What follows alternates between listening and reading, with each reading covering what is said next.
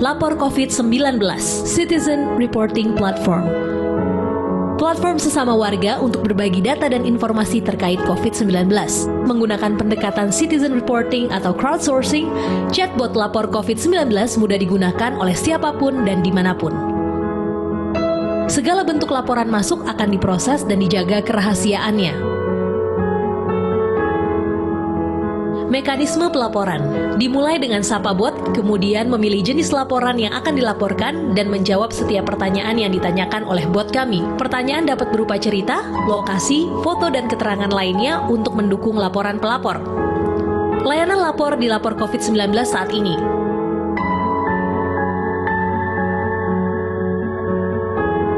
Ayo ikut berkontribusi, mulai sapa bot kami untuk mulai berinteraksi. Tersedia di WhatsApp dan Telegram.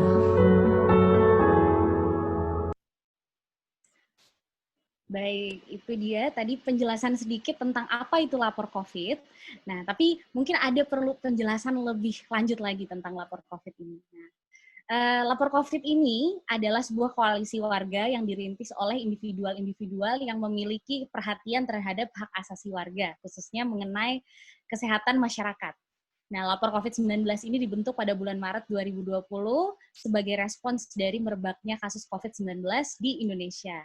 Nah, seperti yang tadi kita lihat di website, salah satu fitur yang ada di lapor COVID adalah fitur pelaporan kasus, di mana teman-teman bisa berkontribusi dengan melaporkan kasus atau kejadian terkait lapor COVID-19, misalnya keramaian, seperti itu, melalui chatbot kami, via WhatsApp dan juga Telegram. Selain itu juga, kalau teman-teman penasaran tentang data COVID-19 di Indonesia seperti apa, teman-teman juga bisa akses datanya melalui website kami di laporcovid19.org, di mana di sana dimuat data COVID-19 dari sumber terpercaya dengan tampilan yang mudah dipahami.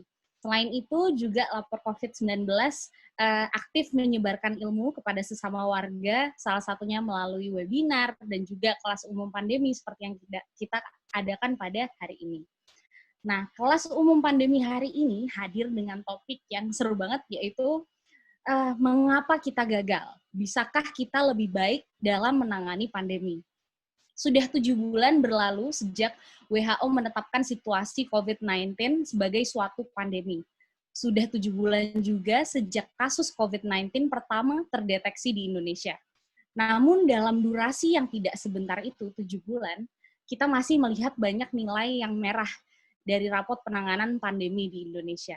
Mulai dari masalah pendataan kasus yang sampai hari ini masih banyak isu, tenaga medis yang berperan sebagai salah satu tonggak penanganan pandemi juga banyak yang harus berkorban nyawa.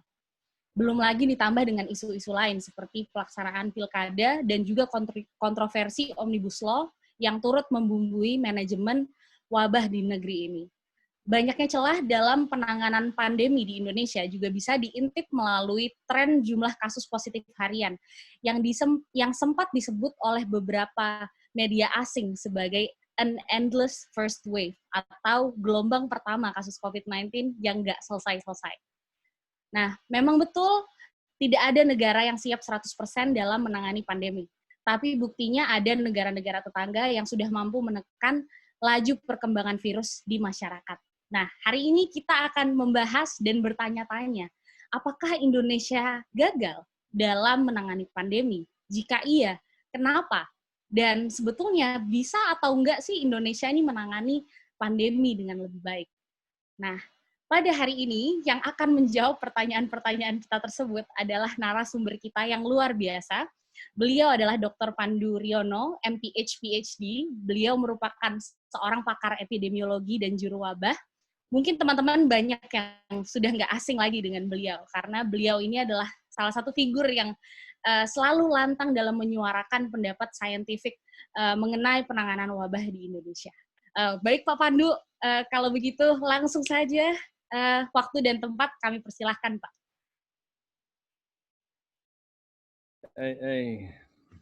Terima kasih ya teman-teman semua. Saya senang bisa ketemu sama teman-teman, baik yang pernah ketemu atau belum pernah ketemu. Tapi ini namanya katanya kelas pandemi. Ya, jadi tadinya saya nggak punya jadwal ngajar hari ini, jadi ngajar di kelas. Aduh, ini ya udahlah. Jadi kan saya senang ngajar sih. Sebenarnya kalau saya ngajar tuh sebenarnya lebih banyak dialog ya, berpikir. Selalu pertanyaan itu bukan apa, tapi mengapa, mengapa, terus ya mengapa gitu ya. Karena kalau nggak pertanyaannya mengapa itu nggak ngerti. Jadi itu sebenarnya anak kecil tuh seperti itu. Nah kemudian karena orang tuanya nggak ngerti atau nggak bisa menjawab, itu biasanya dimarahin anak itu, sehingga anak itu jadi nggak berani bertanya. Ya, kalau selalu banyak bertanya dianggap tidak sopan. Padahal kunci manusia itu menjadi manusia karena selalu bertanya. Ya kan? Jadi kunci belajar yang baik juga selalu bertanya. Orang yang pintar itu kalau pertanyaannya bagus, bukan orang yang bisa menjawab. Nah, jadi ini juga bukan saya berusaha menjawab, karena saya juga bertanya. Punya bertanya ya kenapa kok kita sampai sekarang masih sebagai bangsa ya, sebagai negara masih menghadapi pandemi yang berkepanjangan. Jadi nggak pernah selesai nih pandeminya. Ya waktu itu saya iseng-iseng bilang, sampai 3-4 tahun juga pandemi di Indonesia nggak akan selesai nih, gitu kan. Banyak yang marah.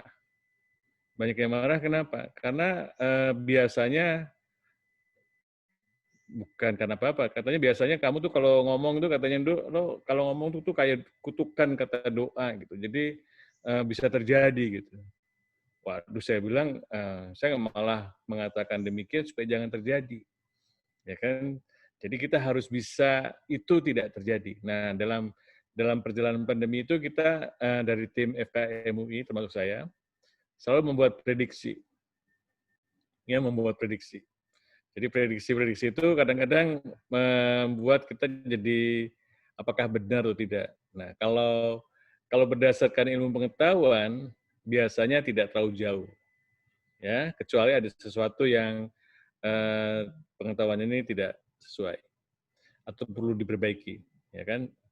Oke, saya mau mencoba cerita aja ya. Cerita mau sharing nih, sharing. Kelihatannya saya harus sharing di sini. Sharing saya, ini bukan sharing saya, ini mana ini PowerPoint saya.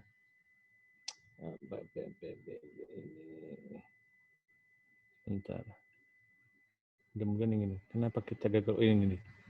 Oke. Kelihatan ya? Kelihatan, Pak. Oke, kelihatan ya? Oke. Judulnya yang diminta judul yang diminta. Sebenarnya juga panitia tuh nanya sama saya waktu itu judulnya apa gitu. Pertama judulnya normatif aja gitu. Terus kelihatannya Mbak Irma tuh orang yang nggak suka hal-hal yang normatif, suka hal-hal yang provokatif gitu. Dia seperti nggak senang gitu. Wah ini itu saya langsung bilang kurang provokatif ya. Oke. Ya udah jadilah inilah jadi judul yang provokatif. Sebenarnya ini judul yang juga pernah saya sampaikan waktu seminar di Melbourne, ya kan? Jadi di Melbourne waktu itu pakai bahasa Inggris. Nah, kenapa kita gagal?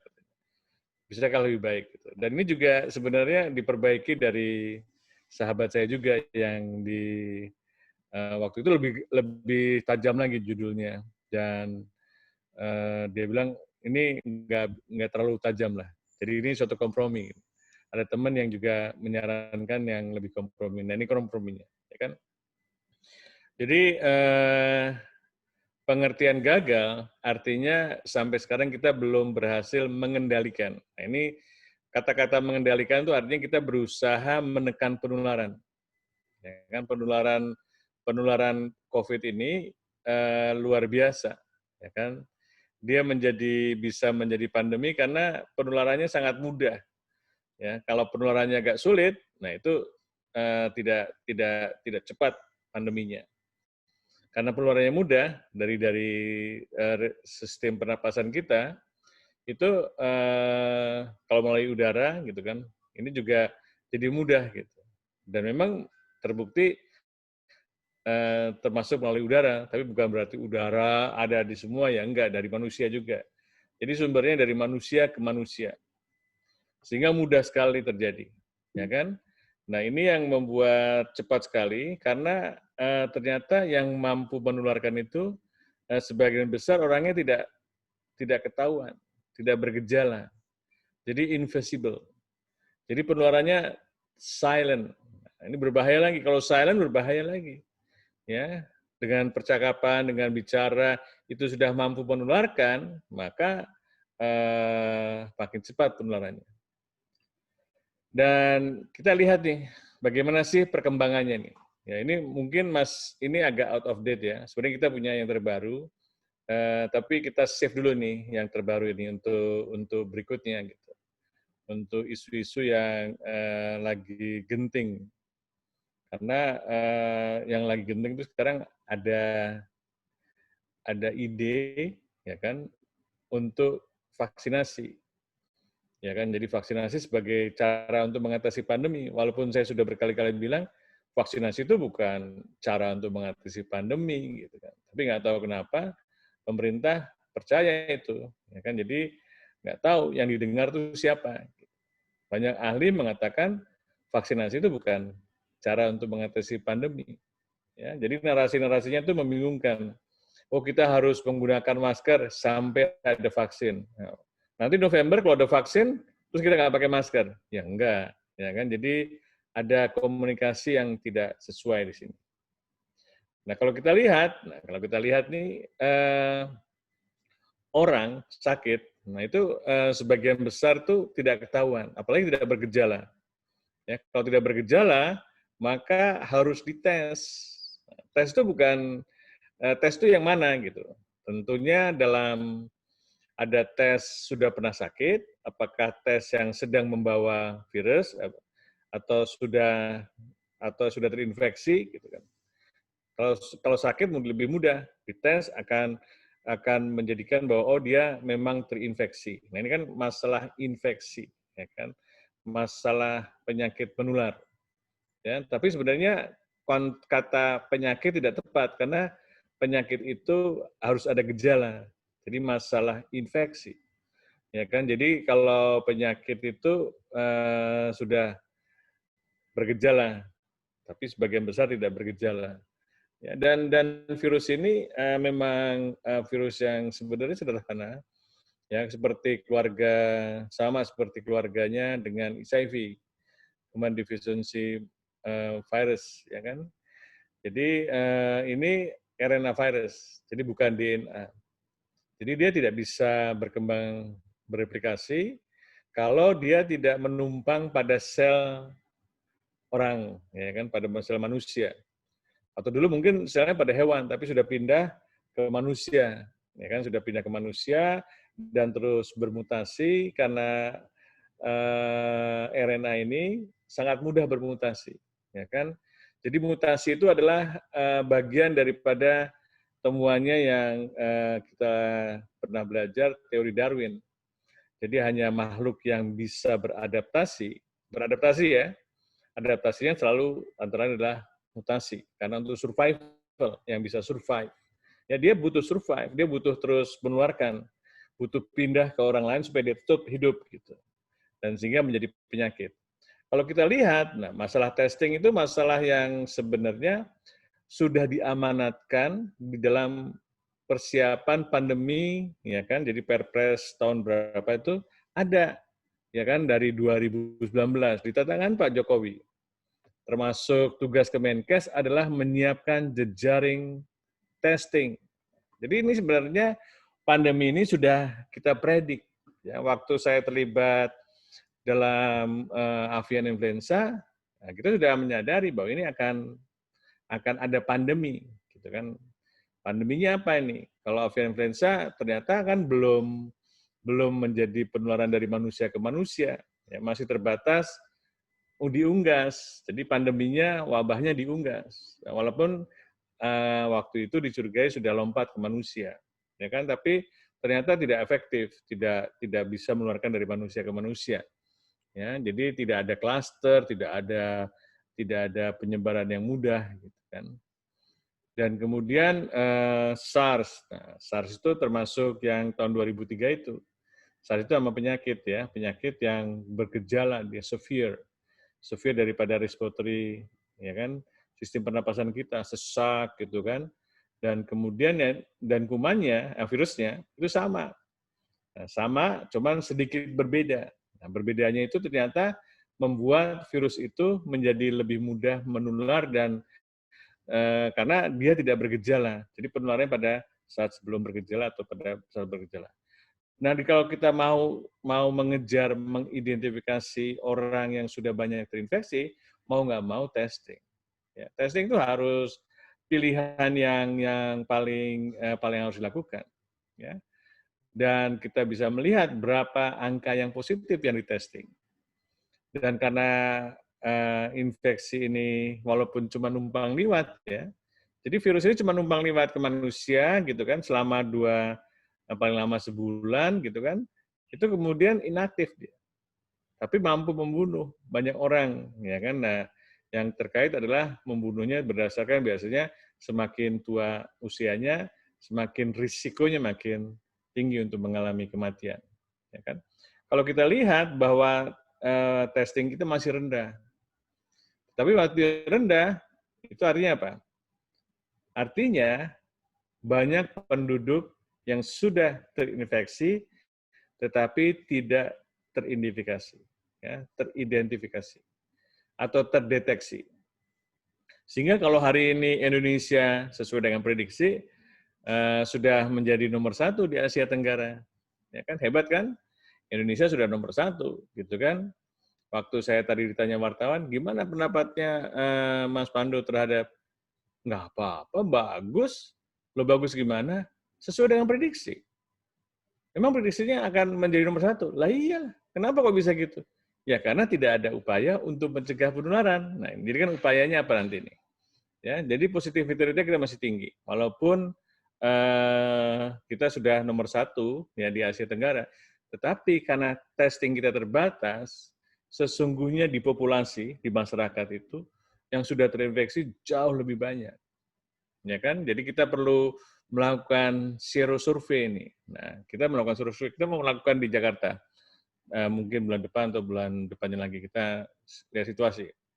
Ya kan? Kalau di Tangerang kita udah coba, ternyata kira-kira angkanya sekitar kalau mau dibulatkan ke atas 3%. Jadi baru 3%, dari 3% penduduk yang terinfeksi. Tapi Pak Wali Kotanya pintar nih, Pak Wali Kotanya kebetulan lulusan FKM, tapi bukan FKM UI ya. Itu dia bilang, wah, yang terdeteksi cuman segini di sistem layanan kita di Dinas Kesehatan dan Rumah Sakit. Ternyata yang di populasi hampir lebih dari 20 sampai 40 kali lebih banyak, bahkan mendekati 50, 40 kali lebih banyak.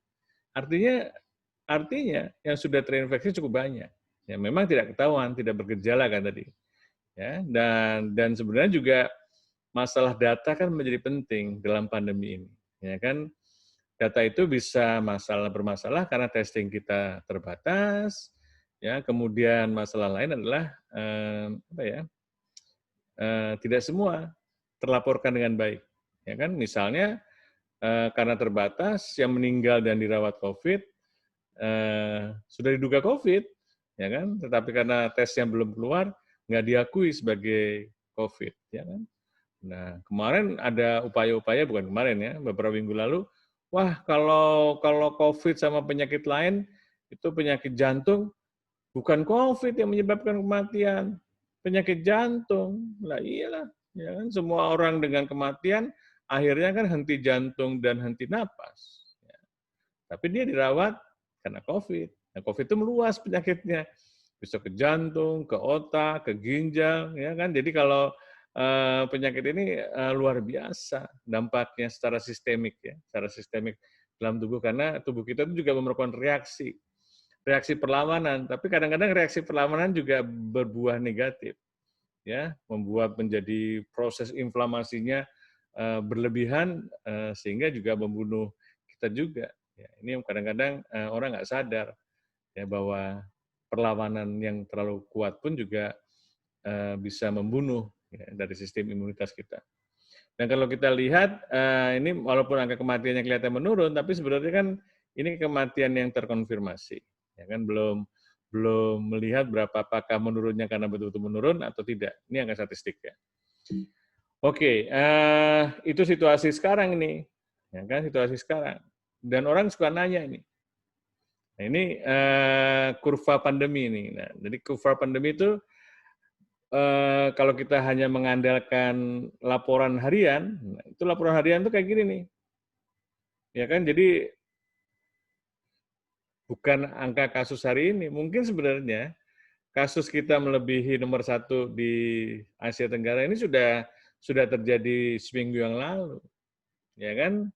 Jadi sudah terjadi seminggu lalu, tapi baru karena antrian tes, mungkin 3-5 hari, itu baru dirapel gitu kan, kadang-kadang sampai 3 hari sampai dirapel, kadang-kadang tinggi sekali gitu kan, kadang-kadang tinggi sekali, ini mencuat tinggi sekali ini mencuat, ini akibat rapelan. Gitu. Orang nggak sadar bahwa kita tuh ingin memonitoring perkembangan pandemi. Pengembangan pandemi itu memonitoring kasus harian, jadi kita harus kembalikan kapan dia mulai terinfeksi. Nah itu yang penting. Jadi di dalam membuat kurva pandemi kita harus tahu. Nah, itu sering kali tidak dilaporkan. Kapan mulai bergejala? Nah, dan kebanyakan orang sebenarnya mungkin ada gejala yang tidak disadari karena gejalanya sangat ringan. Atau kalau nggak ada, harusnya tanggal pemeriksaan tahu kenapa dia diperiksa. Ya kan? Jadi kita dengan periksa. Dan kita ini dengan teknik statistik, kita bisa memperkirakan onset. Nah ini, jadi keuntungan orang yang memahami belajar statistik, kita bisa mengadjust dari laporan harian kapan ini. Nah ternyata kalau kita lihat kurvanya ini sudah dilakukan smoothing ya, penghalusan, itu masih terus meningkat. Tadi dibilang endless the first curve. Ya. Jadi kurva pandemi yang tidak ketahuan kapan berakhirnya. Jadi kita nggak usah mikirin gelombang kedua. Indonesia tuh kalau saya suka bercanda sama teman-teman saya dari negara lain ya, saya sering berkorespondensi teman-teman saya. Kalau di Indonesia kita punya prestasi. Kenapa? Kita berhasil mencegah gelombang kedua. Terus teman saya bilang, how come? Katanya negara kamu masih nggak bisa mengatasi pandemi. Iya, memang betul. Tapi kan karena gelombang pertamanya belum ada. Jadi kalau gelombang pertama belum ada, jadi gelombang kedua nggak akan ada gitu. Nah ini menurut saya kadang-kadang jadi humor di antara teman-teman kolega epidemiolog, ya kan, sesama epidemiolog di seluruh dunia juga bisa kayak seperti itu. Jadi kasus Indonesia itu dimonitor di seluruh dunia kan, baik melalui laporan, baik semua, baik WHO dan sebagainya, bahwa kontak-kontak saya dengan teman-teman itu juga demikian. Kita melakukan komunikasi kok. Nah ini menunjukkan bahwa kita masih menghadapi masalah yang besar, bahwa kita belum tahu puncaknya kapan. Puncak ketika sangat tinggi kasusnya, dan yang saya khawatirkan karena terlalu tinggi, kapasitas layanan kesehatan kita over capacity, ya melebihi kapasitas. Kasus melebihi kapasitas. Apa yang terjadi kalau melebihi kapasitas? Sehingga angka kematiannya sangat tinggi. Nah, dalam mengatasi pandemi ini, 2 objektif yang harus kita lakukan adalah menekan kasus, menekan kematian. Tapi kalau menekan kematian bukan ngurusin rumah sakit, salah, ya kan? Menekan kematian itu harusnya dengan menekan kasus. Jadi strategi kemarin itu diperintahkan di 10 provinsi harus menekan kematian, gitu kan?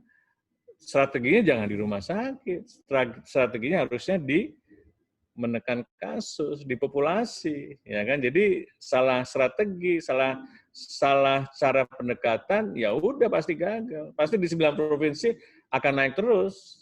Karena yang diurusin rumah sakit. Yang rumah sakit udah masuk rumah sakit kan. Jadi pendekatannya itu pendekatan yang bukan seorang epidemiolog, seorang yang mengerti wabah, ya seperti itu kejadiannya. Karena pandemi di Indonesia itu ditangani oleh orang-orang yang tidak paham, ya kan? Ya nggak tahu kenapa bisa seperti itu ya. Ini kan keputusan politik ya. bukan keputusan. Walaupun sudah diberitahu, ya kan? Tapi kan seringkali pemberitahuan itu pemberitahuan informasi yang disampaikan tidak mau didengar, apalagi kalau tidak sesuai dengan apa yang mereka pikirkan, gitu kan?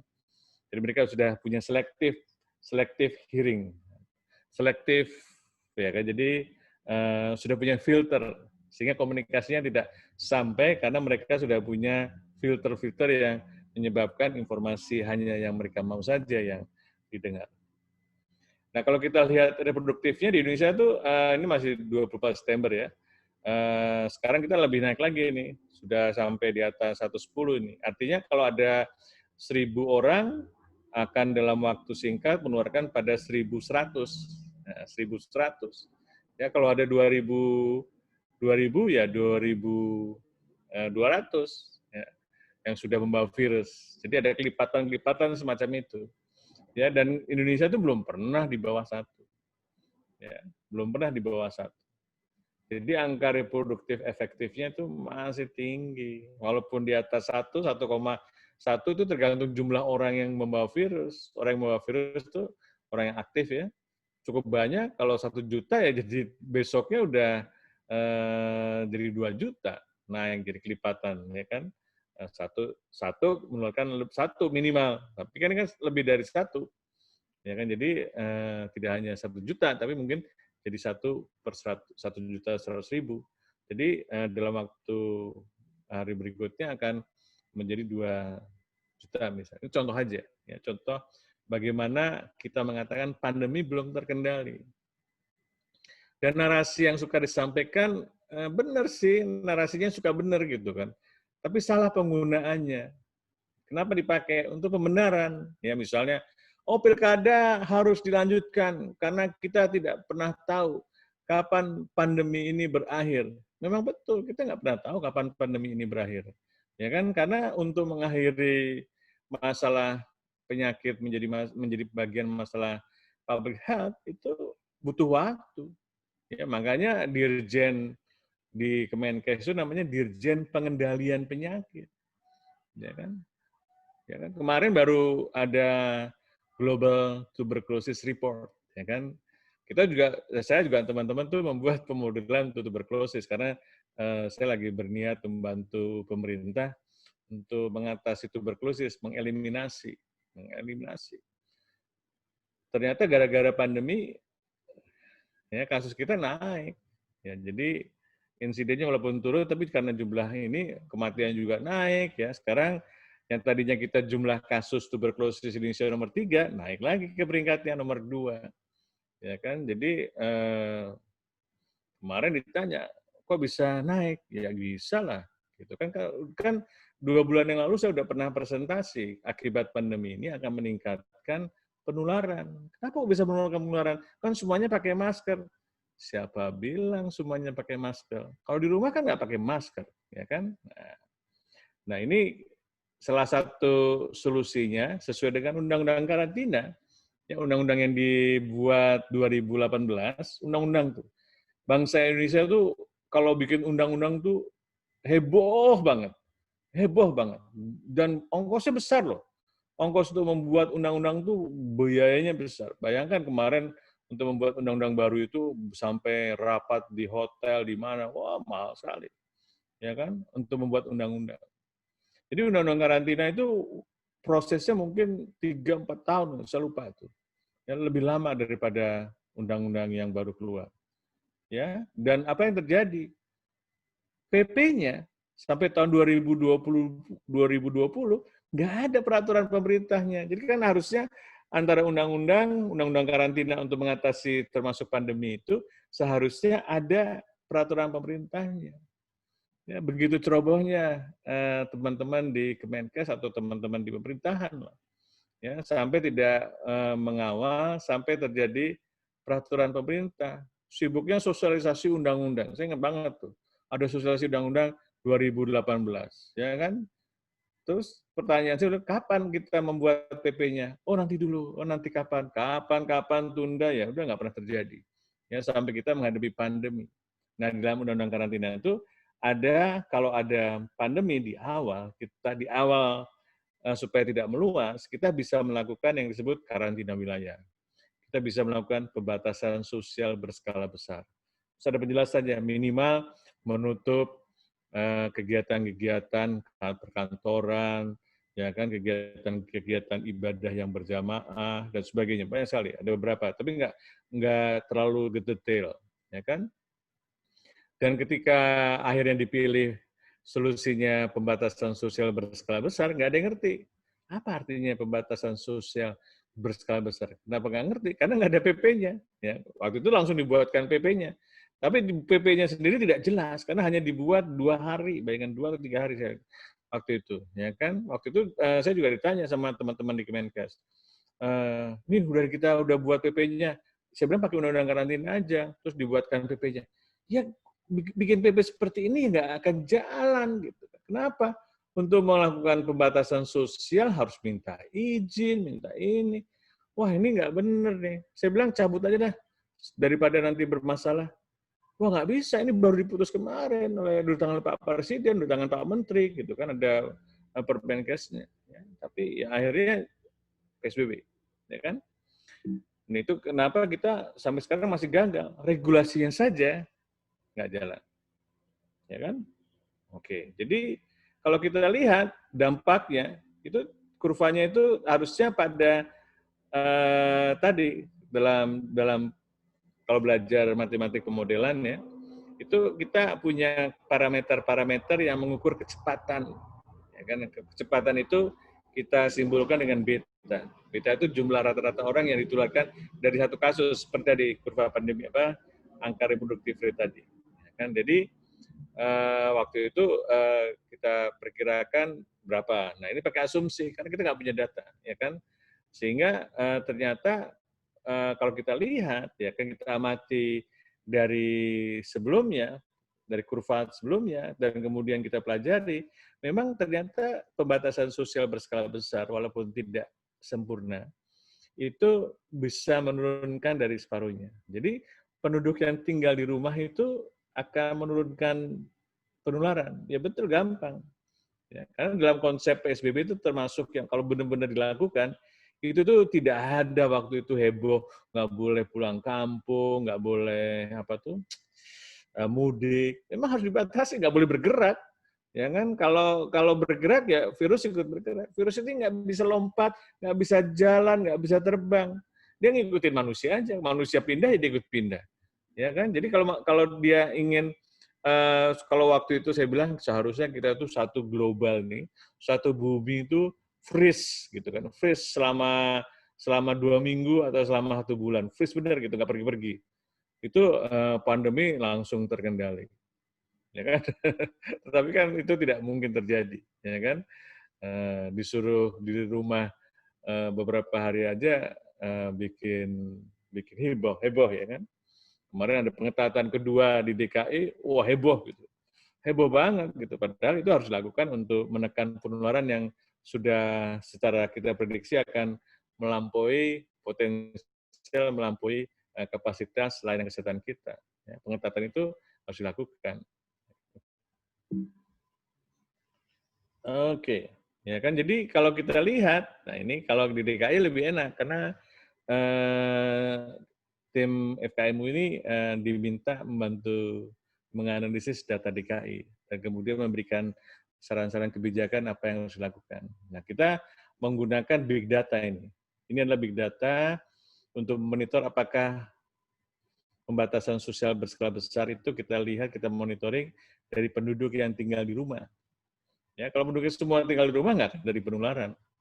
Ya, jadi dulu juga kata cerita-cerita zaman dulu orang bilang kalau ada wabah jangan ke tempat wabah, ya kan, sembunyi kalau dulu tuh sembunyi di gua gitu kan. Sekarang gua kita tuh di rumah. Nah, ini gua kita ini. Ya, dengan di rumah maka penularan tidak akan meluas. Jadi sebenarnya pandemi ini dalam sejarah manusia itu sudah berkali-kali. Ya, cuman sayangnya kita tuh tidak pernah belajar sejarah, ya kan? Saya punya beberapa buku bagus yang waktu itu saya cerita tentang pandemi 1918, tapi orang nggak bisa menangkap bahwa apa betul kayak seperti itu dan sebagainya. Sekarang kita mengalami persis kejadiannya, ya tidak jauh berbeda. Itu bagaimana waktu itu juga orang dipaksa harus pakai masker. Ya. Kalau nggak pakai masker itu masuk bui, ya, masuk hotel. Tapi bukan hotel untuk isolasi, hotel Prodeo namanya. Jadi, tapi kalau sekarang nggak mungkin lah, Mas. Sekarang penjara penuh, ya kan, over capacity. Jadi kalau ada pandemi di lapas, mungkin semua penghuni lapas akan kena, ya. Jadi makanya itu sangat serem. Nah kalau kita lihat yang tinggal di rumah tuh meningkat nih pada bulan Maret ketika diterapkan PSBB. Ya sebenarnya Jakarta udah lebih awal, ya. Pak Anies tuh sudah berani melakukan tindakan-tindakan yang memang kita sarankan untuk lebih awal gitu. Tapi kan waktu itu harus seizin Kementerian Kesehatan, pernah ditolak. Wah, saya bilang ini memang nggak niat. Bikin aturan yang katanya harus mempermudah melakukan suatu kegiatan, malah ini mempersulit. Ya, harus persyaratannya harus ini, persyaratan ini, persyaratan ini, persyaratan ini. Ya kan? Wah, saya bilang ini harus ada omnibus law untuk masalah kesehatan nih, ya kan, masalah pandemi. Jadi waktu itu konsep untuk menyederhanakan prosedur untuk melakukan pembatasan sosial itu berlawanan dengan semangat untuk memudahkan semua izin usaha. Waktu itu kita pikir, ini kok ada kontradiksi sih antara ide sama operasional.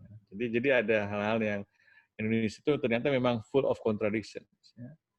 Dan ini sudah ada bukunya. Kalau punya waktu bisa dibaca itu. Nah kita tinggal di rumah. Nah waktu sebagian penduduk sampai hampir 60% di rumah, langsung kurva pandemi waktu itu, ya kan, yang di bulan April itu langsung melandai turun. Nah melandai nih, ya kan, terus saja, ya kan melandai. Kemudian nggak tahan nih di bulan Juni kita walaupun kondisinya belum terkendali, tapi kan ada tekanan untuk melakukan pelonggaran. Sehingga penduduk tidak tinggal di rumah lagi, turun. Nah, kemudian kasus meningkat lagi nih, terus saja. Ya kan? Ini mulai menurunnya karena memasuki bulan Ramadan, mudik, dan sebagainya. Jadi penduduk turun dan kasus naik terus. Itu membuktikan bahwa di Indonesia itu mobilitas penduduk itu sangat sensitif, bisa mengurangi kurva pandemi. Ya kan? Dan terus saja. Nah, kemudian pada bulan Agustus, nah ini ada peristiwa besar nih, mobilitas penduduknya luar biasa. Karena waktu itu didorong untuk berwisata, gitu kan, didorong untuk berpergian, memulihkan ekonomi. Jadi konsepnya malah pemerintah itu mendorong supaya pandemi ini tidak akan menjadi meluas. Ya. Jadi 2 kali liburan panjang, sebentar lagi bulan Oktober, akhir Oktober ini juga minggu depan akan ada liburan panjang lagi nih, bahaya lagi untuk bisa meningkatkan. Karena penduduk yang berpergian itu, apalagi tidak menggunakan 3M akan meningkatkan risiko. Kita lihat nih, jadi naik terus nih, naik terus. Sehingga pada bulan September kita melakukan pembatasan sosial, penduduk yang tinggal di rumah naik lagi nih. Nah, naik lagi. Nah, ternyata memberikan dampak kurva pandeminya akan melandai. Jadi kalau begitu orang tinggal di rumah, langsung kurvanya melandai. Jadi ini bukti bahwa pembatasan sosial berskala besar yang mendorong penduduk untuk tinggal di rumah ada efeknya. Ya. Tapi kan nggak mungkin kita melakukan itu, ya kan? Ini kenapa lagi nih? Kok bisa ini? Bisa hitam-hitam kayak gini? Ya, kan? Panitia siap-siap. Oke. Gambar-gambar ini ada hitam-hitam ini kenapa ya? Nggak tahu lah. Ada yang iseng, Pak. Ini kita coba matikan. Iya, ada yang iseng. Jangan diisengin dong saya. Kalau orang yang suka iseng itu namanya isenger. Oke. Ya kan? Coba kita keluar dulu.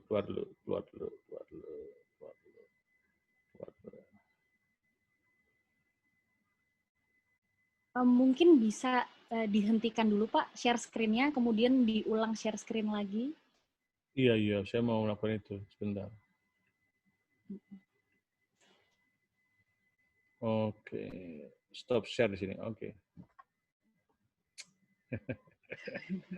Oke, ya kan. Ada pertanyaan nggak? Ada pertanyaan nggak? Daripada iseng-iseng nyoret-nyoret PowerPoint saya, sekarang kalau ada pertanyaan. Ini sudah ada satu pertanyaan, Dok. Pak, Oh iya, silakan. dari Tanya. Dokter Maha. Pertanyaannya Maha. adalah pertanyaannya adalah apa kendala kita? Kenapa kita tidak dapat membuat sistem penanganan pandemi COVID ini, padahal kita kan hypermart disaster, gitu. Tapi kita kenapa gagal mitigasi dan gagal tanggap bencana dan juga recovery sehingga banyak stigma yang terjadi di masyarakat. Mengapa ratusan tahun menjadi negara hypermart disaster, kita tetap tidak memiliki sistem yang mumpuni, Pak? Iya. Apa ya? Ya karena kemarin pendekatannya juga tidak pendekatan sistem. Ya kan? Yang disuruh mengendalikan pandemi itu adalah ad hoc. Ya, jadi panitia. Kita sebut sebagai gugus tugas. Ya kan? Gugus tugas itu nggak punya fungsi apa-apa, nggak punya kekuatan operasional yang sampai ke daerah. Dia cuma bisa menasihati, menganjurkan, ya kan? Kalau mau membuat aturan juga akhirnya aturannya harus diterjemahkan oleh kementerian. Dari awal bulan Maret, saya tidak setuju dengan cara penanganan bersifat ad hoc, gugus tugas. Karena di mana-mana nggak seperti itu. Dan kita sudah membaca itu, bahwa ini kalau dengan sikap gugus tugas, ada komite, ada satgas, nggak akan berhasil. Itu salah satu kegagalan kita adalah karena kita tidak menangani dengan sistem. Nah, sistem pemerintahan, siapa yang harus mengendalikan? Ya, penyelenggara negara. Siapa penyelenggara? Pemerintah. Siapa pemerintah? Presiden bersama kementerian. Presiden dibantu oleh para menteri-menterinya. Nah, kementerian itu kan punya sistem. Kementerian Sosial punya sistem, anggaran semua ada cara-caranya yang mereka sudah kembangkan. Jadi jangan bikin sesuatu organisasi yang nggak punya apa-apa, suruh ngurusin pandemi. Pandemi ini bencana yang sedang terjadi. BNPB itu suatu institusi yang punya pengalaman mengatasi bencana yang sudah selesai. Ya, tinggal mengurangi dampak buruk. Ya. Sedangkan pandemi ini, bencana ini sedang terjadi. Ya kan? Kalau tidak berhati-hati, ini terus meluas. Nah, karena itulah harusnya ditangani oleh siapa? Karena ini masalah kesehatan, ya ditangani oleh Kementerian Kesehatan. Tapi dari awal tuh Kementerian Kesehatannya nggak tahu kemana. Apakah ditinggal, atau sengaja ditinggal, gitu kan? Ada apa dengan sistem pemerintahan kita sehingga dalam menangani pandemi, Kementerian Kesehatan kita tidak dimanfaatkan secara optimal, ya kan?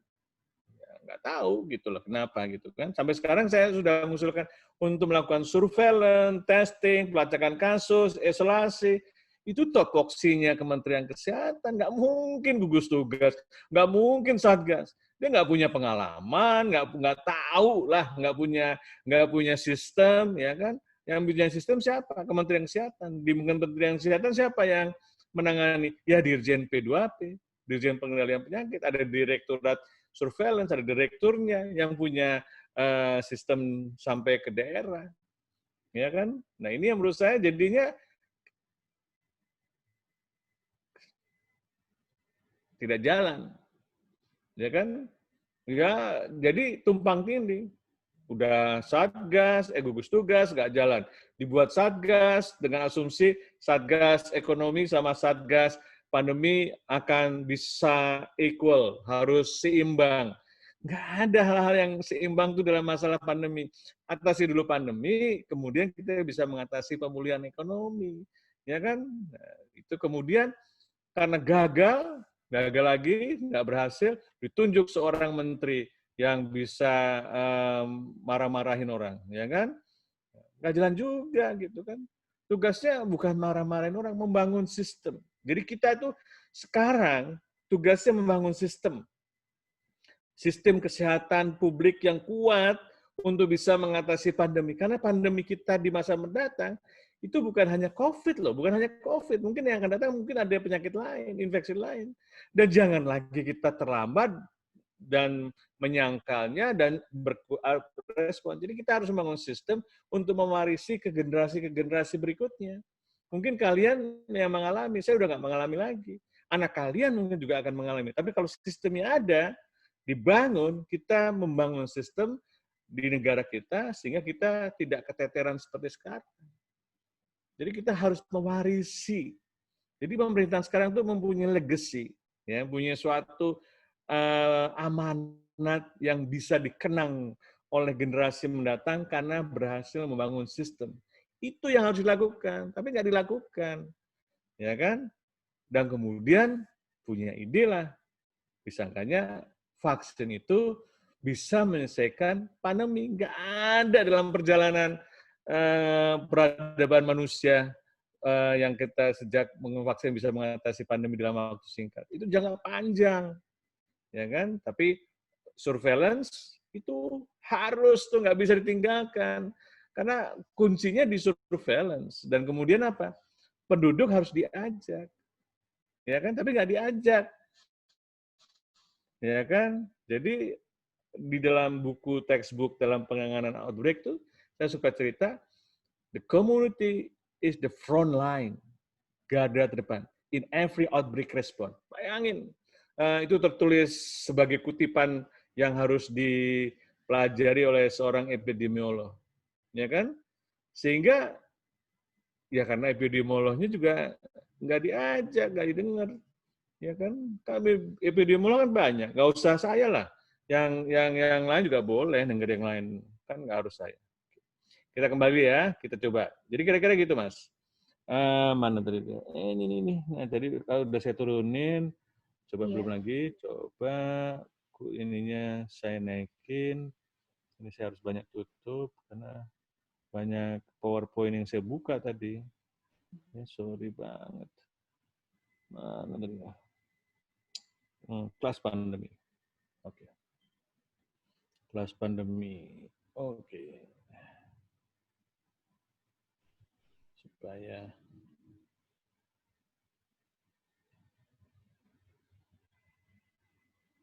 kelas pandemi. Nah ini. Yap. Oh, gambar ini. Udah bebas coretan, Pak. Iya. Dulu waktu di FKIP UI juga ada yang ngehack gitu. Wah, pokoknya nggak tahu kenapa kalau saya mau presentasi, tapi waktu itu bukan saya, belum giliran saya. Selalu ada aja. Seneng ganggu saya gitu.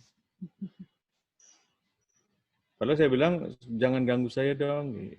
Oke, jadi angka reproduktifnya tuh tadinya ini udah turun nih. Sekarang 1,07 nih, ya kan? Kemarin waktu kita mau melakukan pelonggaran. Waktu itu kita putuskan melakukan pelonggaran.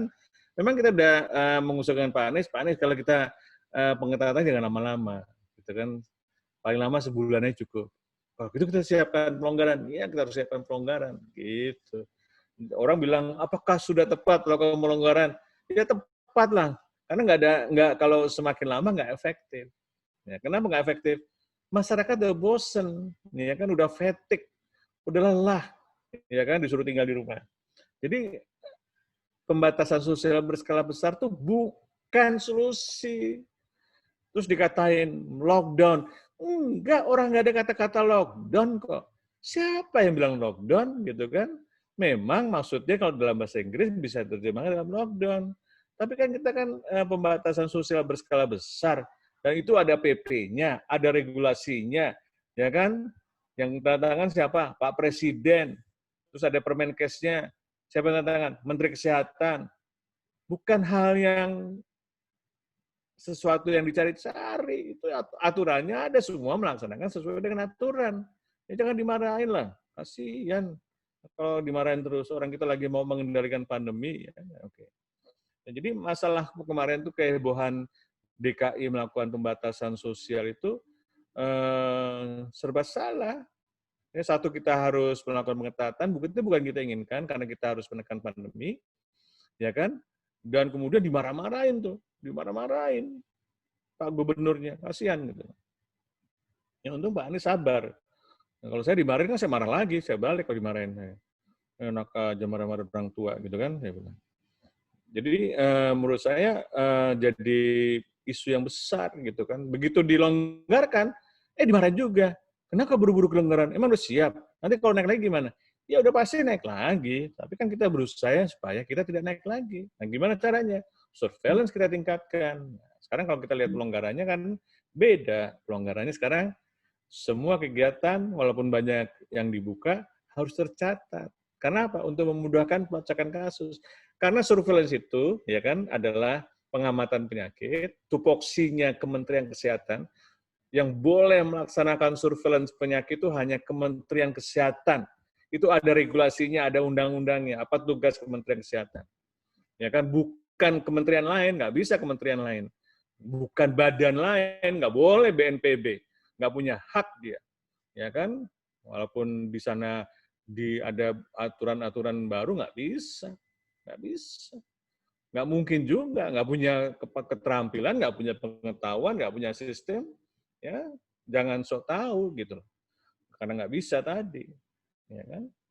Jadi kalau kita lihat ternyata memang dipengaruhi oleh gerak penduduk. Ini contoh kenapa terjadi waktu-waktu liburan itu, di mana orang pada berpergian ke Bali, berwisata ke Bali, sehingga Bali setelah menerima wisatawan domestik langsung meningkat, walaupun sebenarnya ya kan, walaupun sebenarnya kemudian orang yang pergi ke Bali menurun karena sudah waktu liburannya sudah selesai.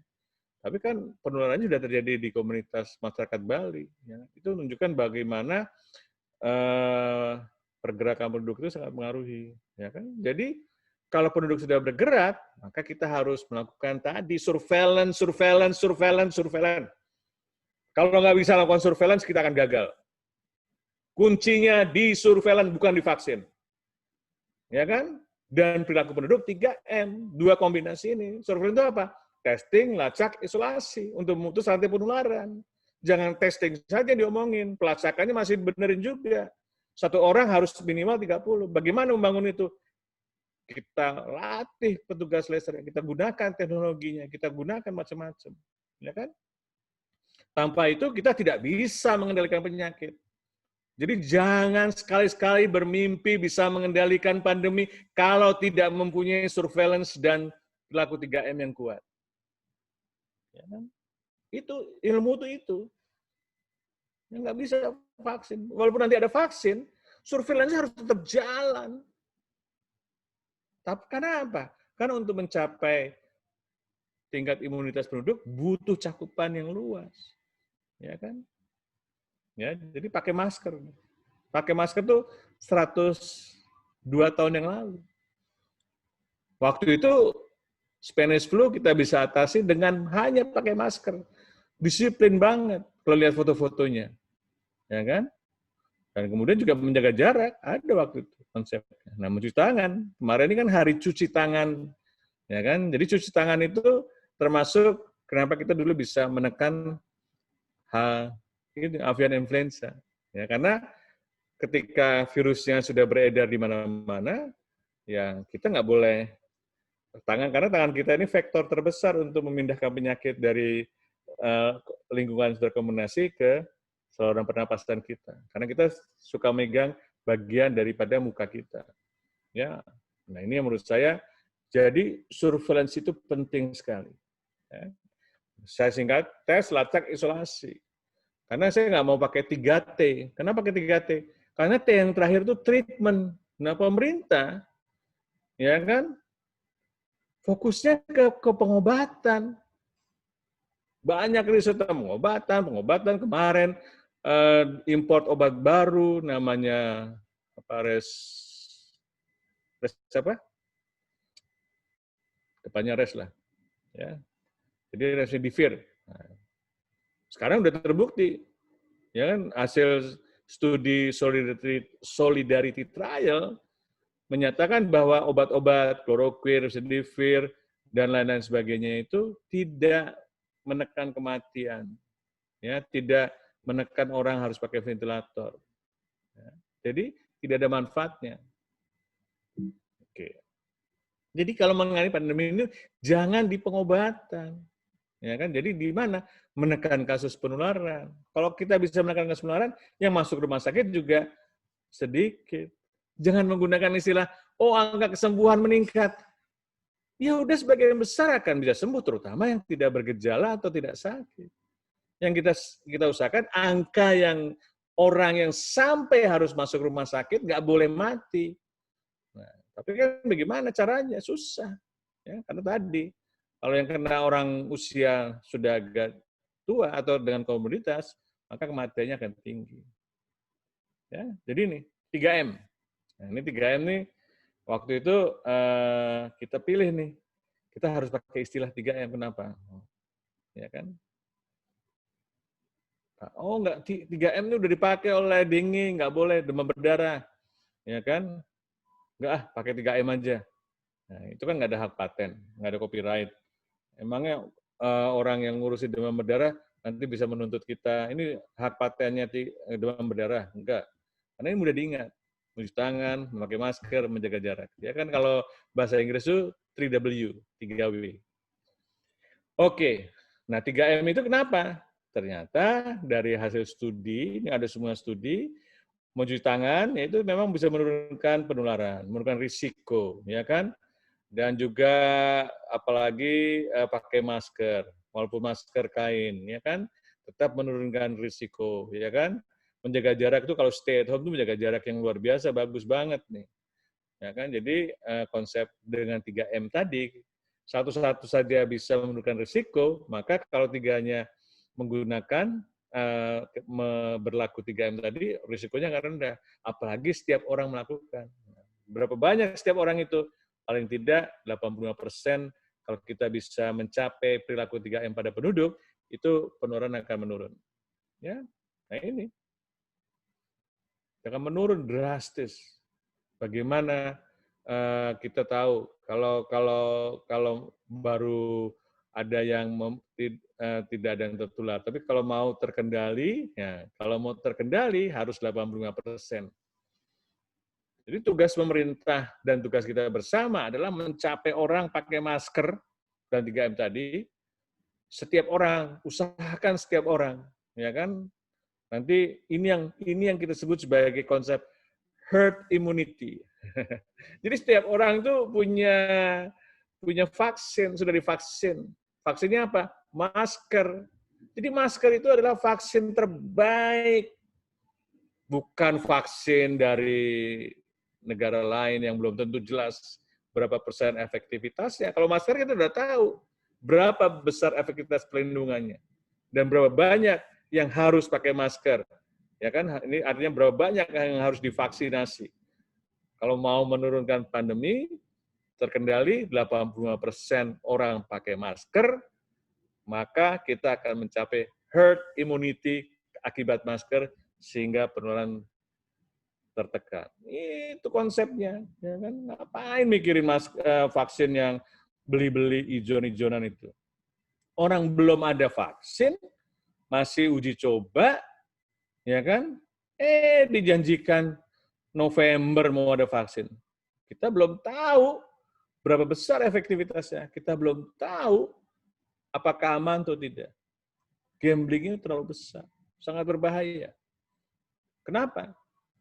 Karena program vaksinasi yang sudah berjalan, vaksinasi penyakit-penyakit lain itu memang didesain bagus sekali, ya kan? Vaksinasi tuberkulosis, vaksinasi DPT, polio, banyak sekali basic immunization yang sudah jalan dan menurunkan kematian anak, kematian balita di Indonesia. Ya kan? Nanti gara-gara kita ceroboh dalam memperkenalkan program vaksinasi pada COVID, ada sesuatu, ya karena kecerobohannya hanya berdasarkan politik, berdasarkan keputusan emergency, ya kan? Sebenarnya tidak perlu terlalu gesa-gesa.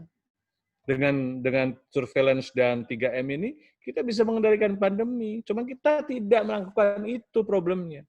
secara serius, secara sistematik, terencana dalam sistem yang kita sudah punya dan kita tinggal tingkatkan. Ya, sehingga kita lompat ke masalah vaksin. Nah, itu bisa berbahaya sekali. Kalau sampai terjadi sesuatu, masyarakat akan tidak percaya, dan ketidakpercayaannya bukan karena vaksinasi COVID juga, vaksinasi yang lainnya. Ya, yang sudah dibangun sistematik untuk memberikan pelayanan kesehatan publik kita. Nah, itu yang harusnya orang-orang yang Kementerian Kesehatannya harus berani bicara, atau ilmuwan-ilmuwan kesehatan harus berani mengatakan itu, memperingatkan kepada pemerintah. Ya. Nah, pakai masker aja juga susah loh. Kenapa? Ya kan karena perlu diajarin. Makanya kan saya dan teman-teman bikin gerakan pakai masker. Ya kan, ini gerakan pakai masker tuh kelihatannya sederhana, simple, tapi nggak ada yang melakukan. Ya kan, kita sistematik melakukan. Terus. Ya, kita pakai klaster baru, ke pesantren, semua kita ajarin. Bagaimana pakai masker, ya kan, kita nggak mikirin maskernya apakah efektif atau tidak, pakai masker kain boleh, ya kan, yang lebih baik, dan bagaimana. Karena yang penting perilaku pakai masker dulu. Ya, kira-kira gitu. Ini nggak usah. Nah, problemnya adalah, problem dari surveillance kita adalah bagaimana kalau jumlah tesnya kurang. Karena kalau jumlah tesnya tes massal itu nggak benar. Kita harus tes pada yang kontak erat. Kontak erat. Kalau kita kontak erat, kita akan bisa menurunkan angka reduktif setinggi-tingginya nih. Ini adalah kontak lacak dan semua kontak, ya kan, yang erat, kemudian di testing dan masuk karantina, maka angka reproduktivitasnya kita bisa turunkan dengan sampai 0,72. Ya, kita bisa turunkan sampai 60%, 67%, itu paling efektif. Ya, itu bahwa bukti bahwa sudah ada bukti-bukti ilmiah yang mengindikasikan bahwa dengan surveillance yang bagus, tes lacak isolasi, itu bisa menurunkan angka reproduktif. Ya, dan problem lain adalah masalah keterlambatan tes. Bagaimana tes itu karena kapasitas terbatas, sampai 3 hari, 5 hari, seminggu, kadang-kadang lebih dari seminggu. Karena ada jeda, jadi kita kehilangan momen untuk melakukan pelacakan. Kenapa kehilangan momen? Karena sebagian besar tetap menularkan. Ya, makanya itu kita harus bisa melakukan tes secepat-cepatnya. Hari ini tes, hari ini keluar hasilnya. Itu yang harus dicapai kalau mau bikin surveillance bagus. Dan kita investasi ke sana, jangan investasi ke vaksin. Lagi-lagi ke vaksin. Berapa miliar yang harus disiapkan? Ada PP-nya lagi. PP tentang vaksin. Ada roadmap-nya. Tapi roadmap bagaimana mengendalikan pandemi, nggak ada. Bagaimana kita bisa mengendalikan pandemi dengan baik kalau tidak punya rencana. Tidak punya plan of action. Itu yang menyebabkan kita gagal, itu karena itu. Kita tidak mau serius menangani pandemi dengan rencana yang tersusun, dengan monef, dan kita mempunyai objektif-objektif yang kita harus lakukan. Jadi kalau makin lama, jeda tes yang makin rendah efektivitasnya. Makanya itulah kenapa surveillance di Indonesia sudah testingnya terbatas, lama, dan sebagainya, sehingga tidak berhasil menekan atau mengendalikan pandemi ini. Jadi masih banyak tugas yang kita harus lakukan. Ya.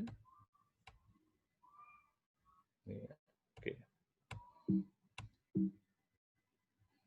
Nah, ini problem. Disangkanya vaksin itu the solution. It's not solution. Yes, the solution for long term, not the short term. Nah, sekarang karena dipaksa untuk dalam short term, solution vaksin can be not the solution anymore. Vaksin can become part of another problem. Ya, kita harus seperti itu. Ya. Saya tidak anti vaksin, tapi saya sangat pro vaksin. Ya, tapi cara-caranya harus berdasarkan ilmu pengetahuan dengan cara-cara yang menggunakan sistematik yang benar. Ya, jangan langsung dilakukan dengan tidak benar. Ini akan jadi masalah besar. Ya. Nah, tadi efektivitasnya artinya vaksin itu bisa melindungi kita terhadap infeksi berapa persen. Harusnya aktivitas vaksinnya antara 60 sampai 70%. Nah, kalau aktivitasnya 60 sampai 70% mampu melindungi, ya, jadi tidak memberikan efek perlindungan 100% loh, ya kan? Malah lebih bagus pakai masker dibandingkan vaksin. Jadi lebih efektif pakai masker sebenarnya, kalau benar. Nah, perlu cakupannya berapa? 85% juga. Ya sama, ya itu bayar mahal, ya pakai masker nggak bayar mahal untuk mencapai herd immunity. Jadi vaksin itu bukan, sekali lagi, bukan solusi jangka panjang. Jangka panjang. Kita harus mungkin 3-4 tahun kita bisa mencapai baru 67%. Mau sistematik kayak gimana, mau jungkir balik seperti apa, tetap butuh waktu. Butuh sistem. Nah, butuh sistem juga. Jadi bagaimana dong epidemi kita?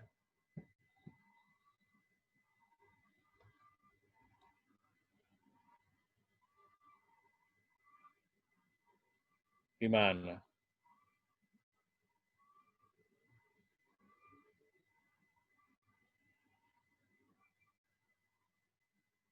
Saya ngajak berpikir loh. Bukan saya yang harus memberikan jawaban. Kalian semua yang harus bisa memberikan jawaban.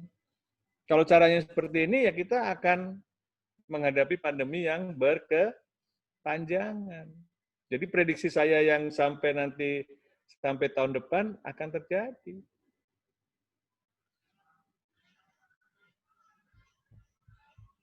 Jadi puncaknya nggak akhir tahun ini. Bisa sampai tahun depan. Sekarang kan udah bulan Oktober, November. Oktober nanti sebentar lagi liburan panjang. Kasus meningkat lagi. Bulan Desember pilkada. Ya kan ini kan lagi kampanye-kampanye, demo. Wah, udahlah. Pokoknya banyak kegiatan-kegiatan manusia Indonesia itu yang mendorong penularan tetap berlangsung. Karena nggak ada yang peduli.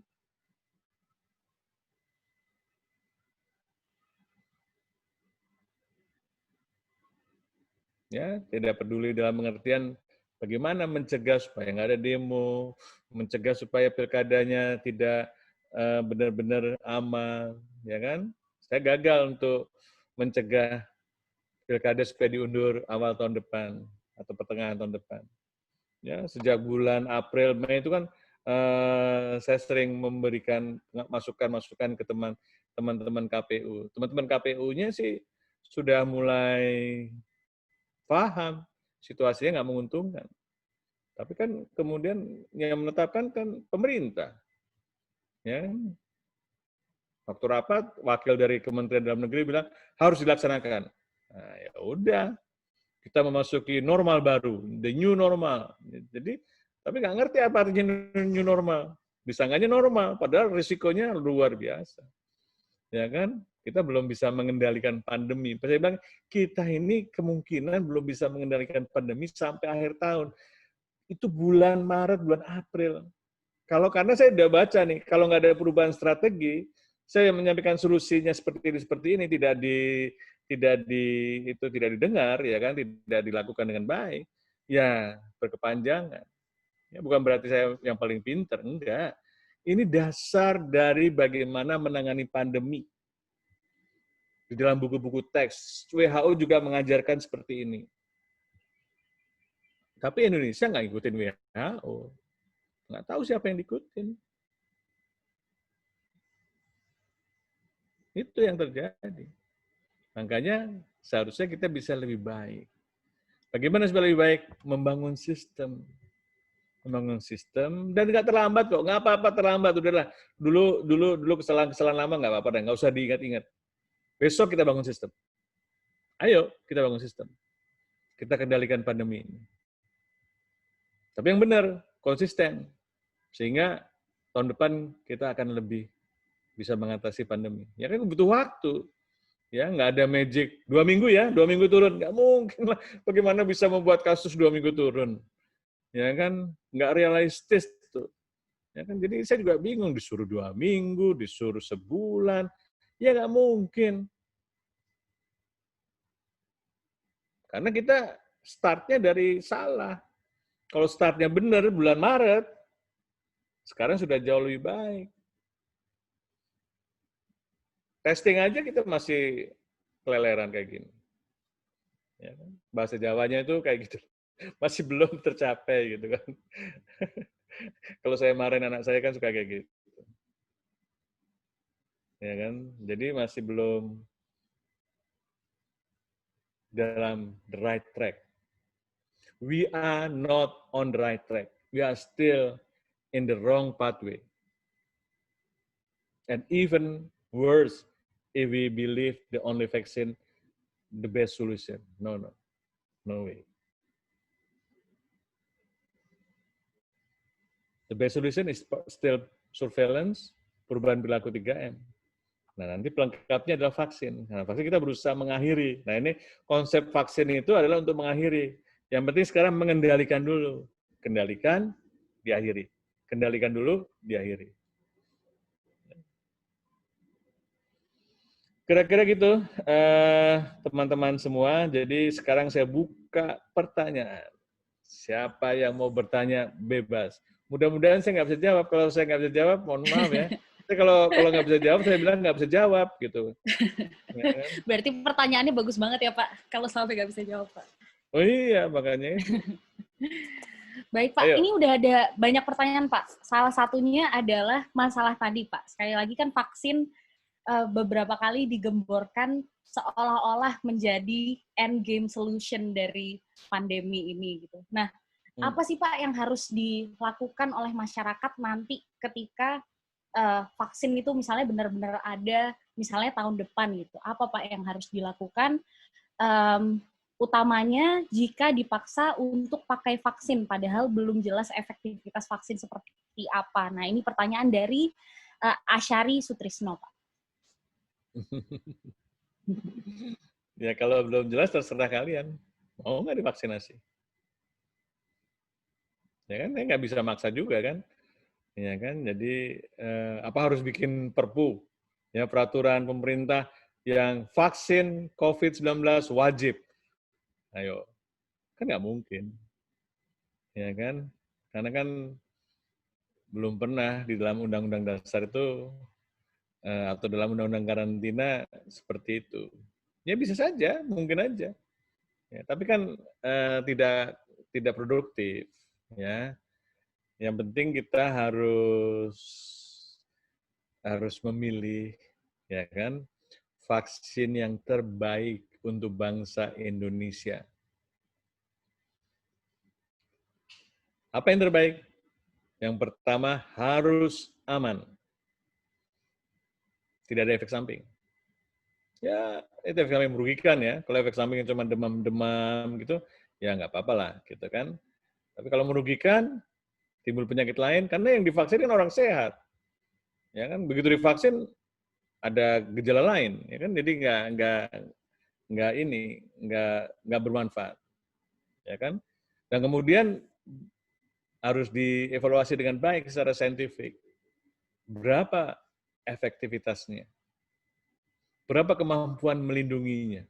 Kalau kemampuannya cuma 50% gitu kan, atau lebih rendah, ya nggak pakai vaksin, bahkan tidak ada efeknya kan. Pakai vaksin, udah pakai vaksin sama aja, ya buat apa? Gitu.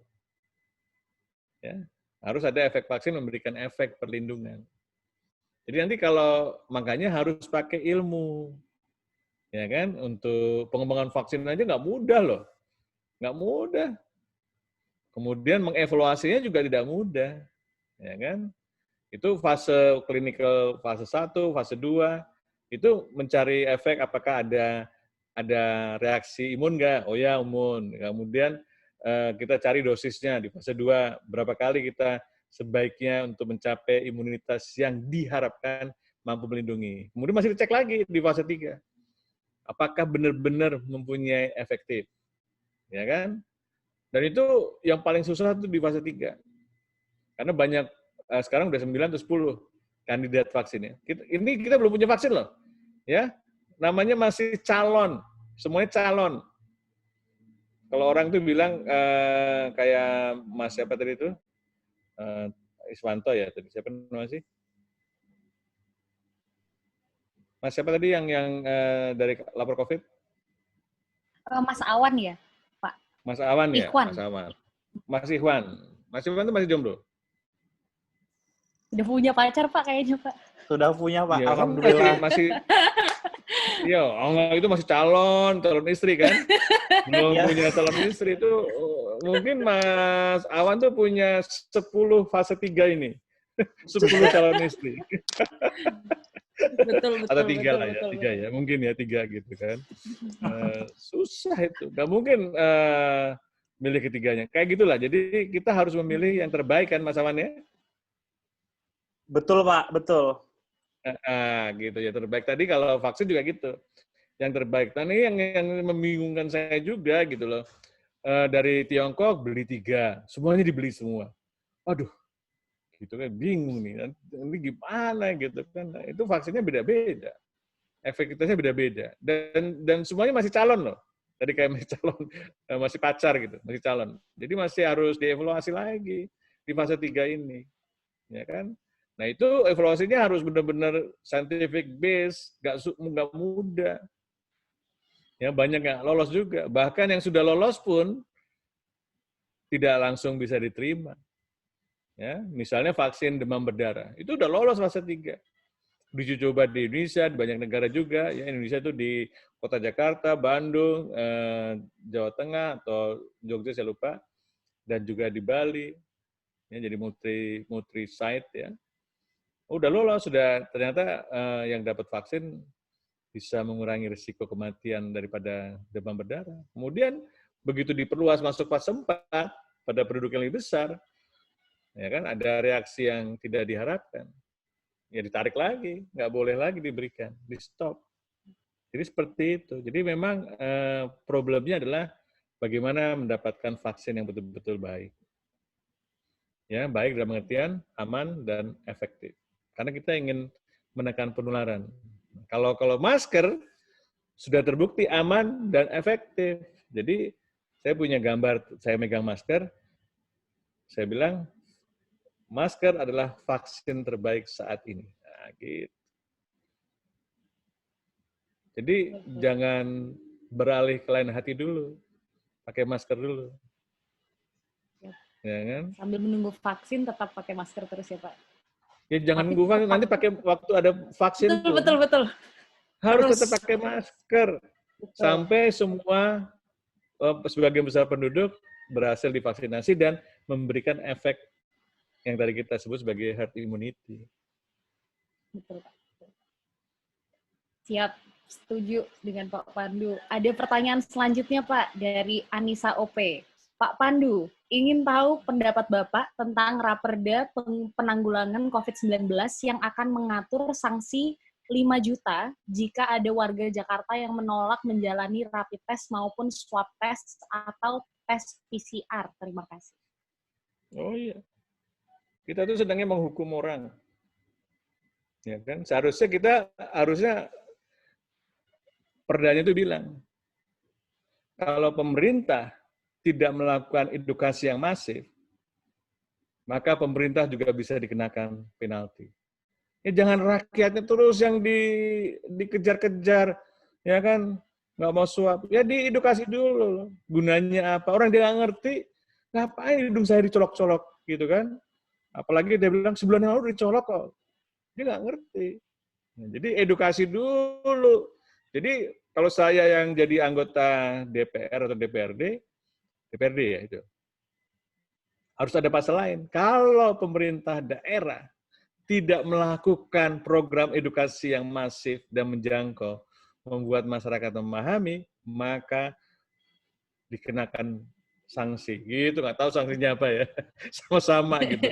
Tapi kan maksudnya bukan itu. Kan maksudnya sebenarnya janganlah kita tuh sedang menghukum lah. Dua-duanya janganlah. Ya, jadi kita buat peraturan supaya pemerintah diberikan dana untuk melakukan edukasi dan dimonitor. Ya kan? Dengan demikian maka pemerintah juga melakukan gitu. Ini problemnya kan kita kan negara yang punya pengalaman hebat loh. Kita tuh dulu bisa mengubah perilaku dari konsep punya anak, setiap anak itu membawa rezeki, udah diatur oleh Tuhan. ya kan, boleh punya anak banyak dan jangan takut kehilangan rezeki, sampai akhirnya paham bahwa mereka mau cukup punya 2 anak. Konsepnya 2 anak cukup, kampanye waktu itu ya, 2 anak cukup, laki-laki dan perempuan sama saja. Ya, karena waktu itu laki-laki lebih dihargai, perempuan nggak dihargai. Ya sampai sekarang kayak gitu sih masih ya. Saya kesel amat kok. Makanya saya feminis nih, jadi memperjuangkan hak-hak perempuan yang masih terabaikan, ya kan? Dan itu saya minta maaf kepada perempuan-perempuan yang masih dijajah laki-laki. Ya, Masih ada sih Pak jadi sampai sekarang Pak. makanya waktu kita mau menggulirkan gerakan pakai masker, masker melindungi kamu dan melindungi aku. Ya, kan cari kata-kata pesan yang mudah gitu. Karena pakai masker itu kan gunanya bukan untuk diri sendiri, tapi juga untuk orang lain. Ada rasa cinta, ada rasa kepedulian. Nah itu yang harus dibangun. Jangan benci atau yang nggak suka sama orang gitu. Kalau berbeda pendapat langsung dimusuhin gitu kan. Enggak lah. Gitu kan. Saya kan juga walaupun pemerintah belum mendengarkan apa yang saya sarankan, saya nggak berhenti kok. Karena saya sayang sama pemerintah. Betul, Pak. Baik Pak, Oke, masih siapa banyak lagi banget nih? nih Pak pertanyaan nih. buat Pak Pandu. Kalau mana Banyak Pak. banget. Iya, jadi Pak ini ada yang menarik nih Pak. Iya. Pertanyaan dari Mbak Monalisa Pasaribu. Terkait tes terarah dan pelacakan kontak erat, saat ini kan pedoman revisi 5 menyatakan bahwa tes swab itu hanya diperuntukkan bagi orang-orang yang bergejala. Sehingga orang-orang tanpa gejala tidak di-swab gitu, Pak. Nah, menurut Bapak mengenai hal ini bagaimana, Pak?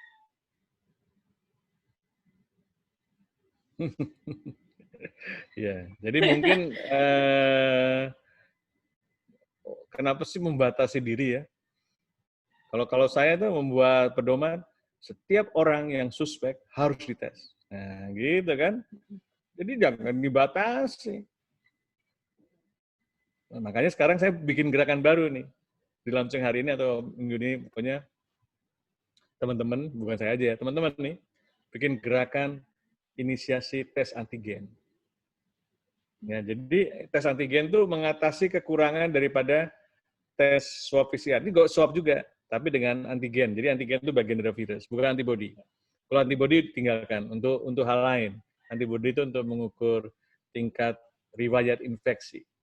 Sedangkan kita membutuhkan orang yang sedang membawa virus supaya untuk screening tadi. Nah, sekarang sudah ada tes antigen. Tes antigen itu dalam waktu berapa jam, 1 jam atau 1 jam lebih gitu ya, sudah keluar hasilnya.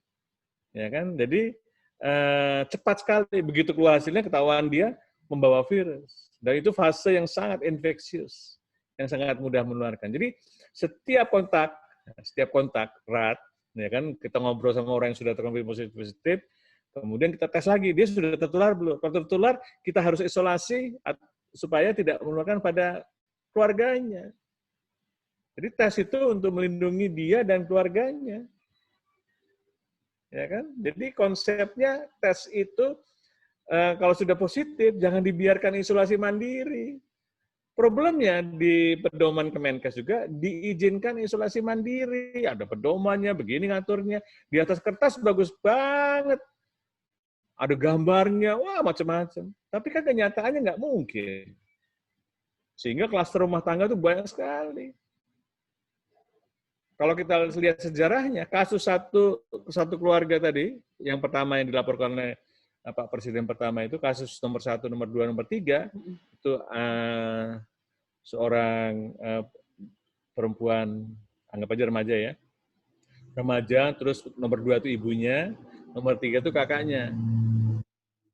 Ya kan? Terkena terinfeksi kemungkinan bulan Februari. Nah, dia tidak begitu bergejala sebenarnya. Ya kan? Nah, itu baru satu keluarga. Ternyata tiga-tiganya positif. Dia sebenarnya hampir saja tidak dideteksi, tapi dia insist, saya ingin diperiksa COVID. Kenapa? Teman saya kemarin yang hangout bersama di Jakarta, di suatu tempat, dia pulang ke Kuala Lumpur positif. Mungkin saya juga positif, saya takut. Akhirnya positif. Ya. Jadi itu menunjukkan bagaimana waktu itu kita juga, kalau itu dia tidak ngotot, diperiksa, ya kan nggak ketahuan. Tahu-tahu udah melebar banget gitu kan. Jadi testing itu penting, Mas. Dari yang saya nanya. Ya. Jadi harus bisa. Nah, ya kan? Jadi harus bisa di testing. Nah, makanya sekarang udah ada tes antigen. Tes antigen itu murah sekali. Ya, cuma 200.000, 300.000. Murah. Ya kan? Bahkan kalau itu disubsidi, gratis. Kan gitu. Harusnya masa harus bayar gitu kan. Semua harus bayar. Dalam pandemi ini nanti kalau dia ada vaksin, bayar. Berapa harga vaksin? 200.000. Gratis kayak 200.000 kok nggak bisa ditanggung negara sih. Kalau saya jadi presidennya, gratis. Nah, gitu. Karena kalau memang ada dampaknya, bagus. Terus semua orang mau divaksinasi, kasihan lah. Berbayar-bayar lagi. Ya kan? Jadi tujuannya beda. Ya kan? Tujuannya beda. Kalau itu menjadi esensial bagian dari kesehatan publik, itu hak kalian yang harus diberikan oleh negara. Itu amanat undang-undang itu kayak gitu, undang-undang dasar konstitusi. Tugas negara adalah melindungi segenap bangsa dan seluruh tumpah darah. Itu pertama itu. Kita bernegara itu melindungi itu. Yang lain-lain mensejahterakan bangsa, mencerdaskan kehidupan bangsa, dan sebagainya itu tujuan nomor 3, nomor 4. Jadi nomor 1 tuh menyelamatkan manusia dulu, melindungi termasuk melindungi kalian, kita semua, termasuk saya juga, dari ancaman pandemi ini. Ya, jadi itu tugas penyelenggara pemerintah. Nah, kita kan negara demokrasi, ya kan? Setiap 5 tahun kita memilih siapa yang kita berikan amanah sebagai penyelenggara yang memimpin negara kita. Makanya kita juga boleh memohon kepada penyelenggara pemerintah, mohon ini dilakukan, ini dilakukan. Itu hak kita sebagai warga negara untuk mengusulkan. Ya kan? Walaupun belum diterima usulnya, ya sampaikan terus. Ya kan? Karena usul ini ada dasarnya. Ada ilmunya. Bukan sembarang usulan. Ya. Jadi tadi kan pertanyaan judul presentasi saya adalah kenapa kita gagal? Ya karena kita tidak mengendalikan berdasarkan ilmu pengetahuan. Kedua, tidak berdasarkan sistem pemerintahan. Kita harus membangun sistem. Karena sistem yang nanti teruji dengan baik, kita mewariskan untuk generasi berikutnya. Ya kan? Saya mewarisi sesuatu kepada Safia Trufani. Ya, Trufani nanti menjadi pemimpin, memperbaiki, mewariskan kepada anaknya. Nanti anaknya memperbaiki lagi, mewariskan kepada cucunya. Begitu ada ancaman pandemi, langsung bisa diatasi, tidak meluas. Ya, tidak perlu lagi PSBB-an. Udah gampang gitu, mudah terdeteksi dengan cara-cara teknologi yang lebih baik, ya kan? Awalnya kan sebenarnya kita punya teknologi, punya macam-macam, punya cara. Tetapi karena mindset kita mengatakan kita tidak mungkin mengalami pandemi, ya kan? Semua ngomong seperti itu, bahkan orang yang dipercaya memimpin otoritas kesehatan kita ngomongnya seperti itu, ya jadilah kayak gini. Kita terlambat, kita nggak siap, dan berkelanjutan sampai sekarang. Dan ingat loh, banyak tenaga kesehatan kita yang meninggal, terinfeksi. Yang terinfeksi jauh lebih banyak. Karena mereka berurusan dengan orang-orang yang membawa virus. Apalagi pada awal pandemi, tidak ada alat proteksi yang memadai. Ya. Jadi nanti harus Pak, ini ada lebih baik. pertanyaan, Pak. Iya, nah nanti ini sebelum jam 3 saya harus keluar ya. Iya, Pak. Baik. Kan 2 jam tadi. Ini ada, iya, betul. Ini Kira-kira masih 10 ada menit lah. beberapa pertanyaan sedikit, Pak. Oke, siap, 10 Iya. menit lagi. Mengenai tes antigen tadi, Pak, itu berapa persen akurasinya? Dan apakah semua merek rapid test pack antigen bisa dikatakan akurat? Ya enggak semua dong. Kalau semua akurat nanti kayak rapid test antibody itu, ya kan? Jadi yang akurat itu, jadi tes antigen itu bagian daripada virus ya. Itu waktu itu akan lebih kurang akurat dibandingkan PCR, ya kan? Udah pasti kurang akurat. Tapi dia lebih cepat keunggulannya.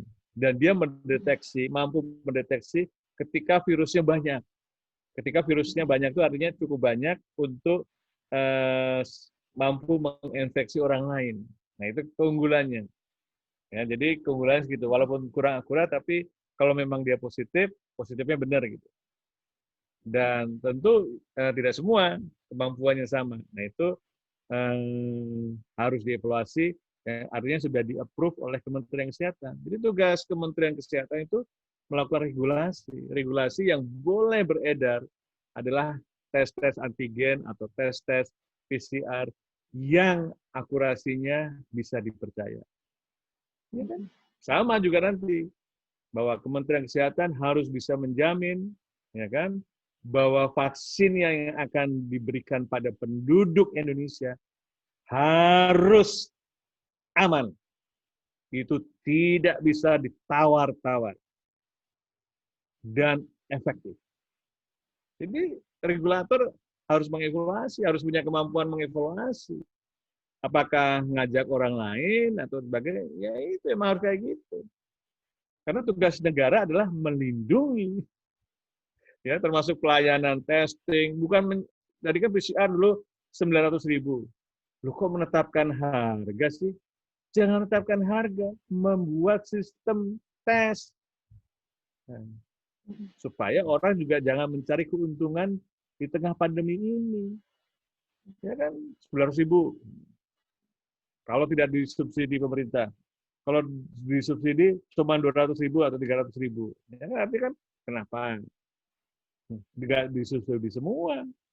Ya, kalau di Jawa, di Sumatera Barat itu, walaupun yang testing yang melakukan Fakultas Kedokteran Universitas Andalas, itu gratis. Nggak ada bayar-bayar. Yang bayarin siapa? Pemerintah daerahnya. Mereka punya duit. Ya itu kan uang rakyat juga.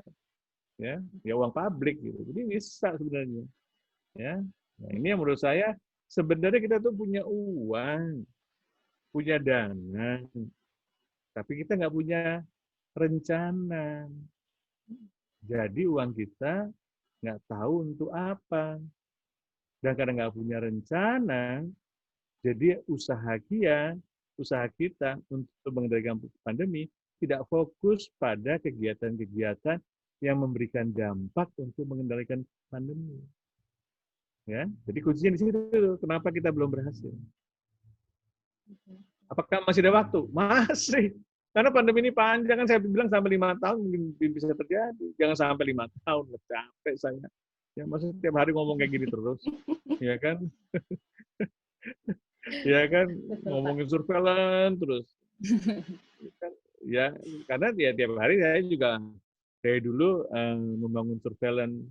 Ya, misalnya dulu waktu itu saya sejak 2002 membangun surveillance untuk HIV, gitu kan. Kemudian tahun 2005, 2007 saya membangun surveillance untuk tuberkulosis. Nah ini sekarang saya mendorong supaya surveillance untuk COVID itu juga sama seperti itu. Kalau kita bisa membangun surveillance untuk COVID, kita bisa membangun surveillance untuk setiap penyakit menular yang menjadi ancaman pandemi.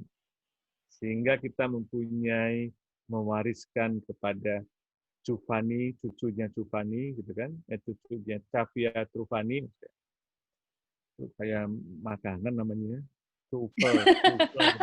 Travel ya Pak, iya Pak. Iya, kayak nama makanan. Saya kalau manggil kamu kayak inget jadi lapar.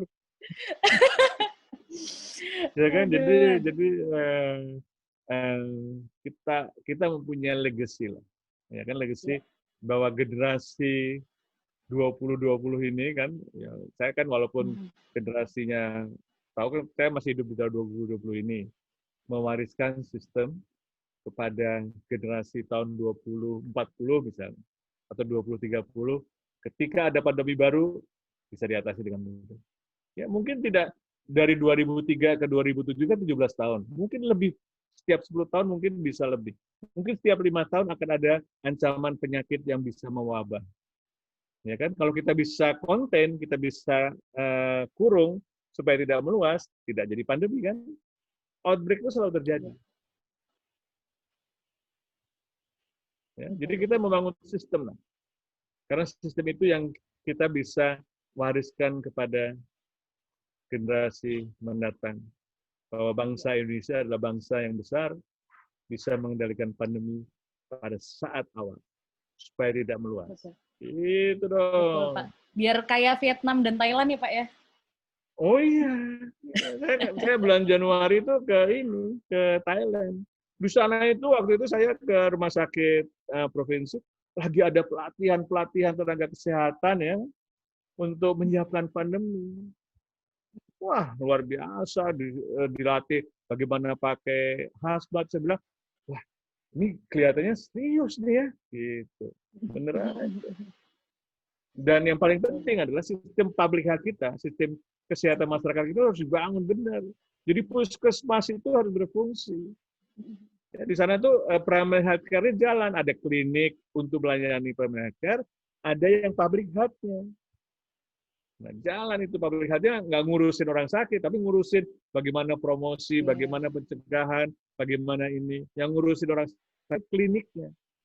Nah, kita harus punya primary health care. Jadi puskesmas itu adalah definisi awalnya dibangun tahun di zamannya Pak Harto itu adalah pusat pembangunan kesehatan masyarakat di wilayahnya. Wah, saya masih hafal. Karena saya adalah generasi dokter puskesmas yang saat-saat awal.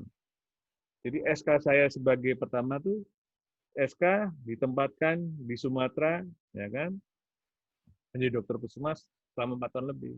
Jatahnya sebenarnya cuma 2 tahun, tapi karena saya enjoy ya di lapangan, jadi nikmat saya, ya kan. Kemudian saya harus sekolah lagi gitu, belajar public health, saya milih public health karena saya lebih mencintai public, gitu. Nggak mau ngurusin satu orang sakit sembuhin gitu kan, dampaknya cuma satu orang itu atau keluarga itu. Tapi kalau public health itu dampaknya ke populasi, ya kan. Jadi ke public. Betul. Baik. Jadi Harus kita ada harus tenaga kesehatan yang belajar. Jadi kamu nanti sebagian nggak usah dokter kok, belajar public health. siap, Ya Pak. kan? Siap, Pak. Karena itu Pak, ini masih diabaikan. Oke, iya. apalagi? Ini ada pertanyaan pamungkas, Pak. Dari Mas Ahmad Arif. Menurut Pak Pandu, Wah. apa Indonesia bisa atasi pandemi ini jika Menkesnya belum diganti, Pak? Ya sebenarnya kan bukan tergantung Menkes, ya. Tergantung bosnya Menkes. Pak Presiden berarti. Pak Jokowi, Iya, betul. ya kan? Tergantung, karena kan kita memilihnya bukan militerawan. Yang kita pilih adalah Pak Presiden, ya kan? Dan beliau mendapat amanah untuk memimpin negara ini sampai 5 tahun mendatang. Ini sebentar lagi 1 tahun pertama ini dievaluasi ini, ya kan? Bulan apa tuh? Baru dilantik. Tahun pertama di masa pemerintahan Pak Jokowi, ya kan? Yang mendapat ujian besar pandemi. Dan masih 4 tahun lagi, ya kan? Dan ujiannya itu masih panjang. Jadi pandemi ini, saya meramalkan di dalam pemerintahan beliau, ketika mendapat amanah untuk memimpin negara ini, masih menghadapi pandemi dan dampaknya. Nah, jadi kabinetnya harusnya, saya suka mengatakan, kita harus menggunakan kabinet COVID-19 untuk mengendalikan pandemi dan memulihkan dampak dari pandemi. Kan dampaknya besar sekali. Ya, itu harus dipulihkan dengan baik. Cara mindset kita untuk membangun republik ini udah berubah. Harus berubah. Ya, artinya negara kita sangat rawan dan rentan ada pandemi, ya kan?